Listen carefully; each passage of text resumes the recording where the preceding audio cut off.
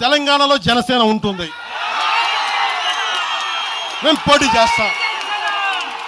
ఇప్పుడు దాకా ఎప్పుడు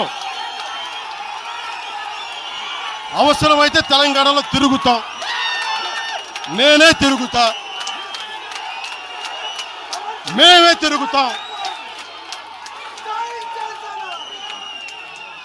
ప్రతి సమస్య మీద మాట్లాడతాం, ప్రతి అన్యాయాన్ని ఎదుర్కొంటాం.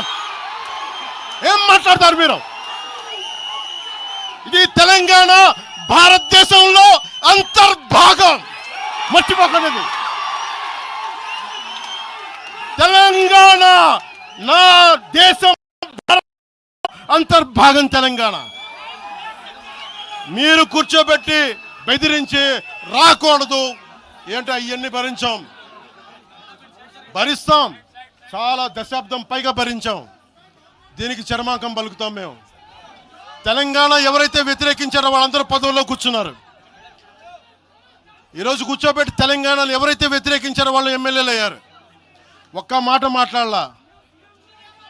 కిక్కురు మనకుండా కూర్చున్న 12 సంవత్సరాలు.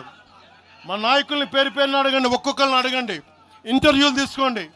ఏ రోజైనా సరే నేను వాళ్ళని ప్రోత్సహించాను అడగండి. వాళ్ళు నన్ను వదలలేదు, నన్ను ఏం చేయమంటారు చెప్పండి. దండం పెట్టి చెప్పా, మీరు శుభ్రంగా వెళ్ళిపోయినంటే లేదు, మాకు నీ ఆశయాలను ఇష్టం, మాకు జనసేన భావజాలం ఇష్టం.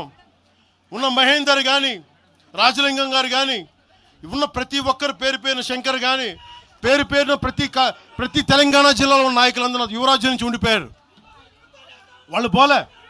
నేను చెప్పా, మీరు మిగతా పార్టీస్కి పోండి అంటే పోలా. దాసోజు శ్రవణ్ ఎవరు పట్టుకున్నారు? మీరు ఆ పట్టుకుని దాసోజు శ్రవణ్ కానీ ఈరోజు ఎమ్మెల్సీగా ఉన్నారంటే, ఆ రోజు మీరు కూర్చోబెట్టి మాట్లాడుతూ ఉన్నారు. ఆ రోజున ఈరోజు కాంగ్రెస్ నాయకులు ఎవరో మాట్లాడుతూ ఉన్నారు, నువ్వేమి ఎలా వస్తావు చూస్తామని. ఇలాంటి ప్రగల్భాలే వైఎస్ రాజశేఖర రెడ్డి గారు ముఖ్యమంత్రిగా ఉన్నప్పుడు కాంగ్రెస్ యువజన కాంగ్రెస్ వాళ్ళు ఇలాగే మాట్లాడారు. ఆ రోజున తన్ని తగలేసాం ప్రతి ఒక్కడు వచ్చిన వాళ్ళు, గుర్తుపెట్టుకోకండి. ఆ రోజు నాకు నిలబడిన తెలంగాణ యువత నిలబడ్డారు. బస్తీలో నుంచి, ఉస్మానియా నుంచి వచ్చిన వాళ్ళు నిలబడ్డారు. ఆ రోజున రాజలింగం గారికి తెలుసు.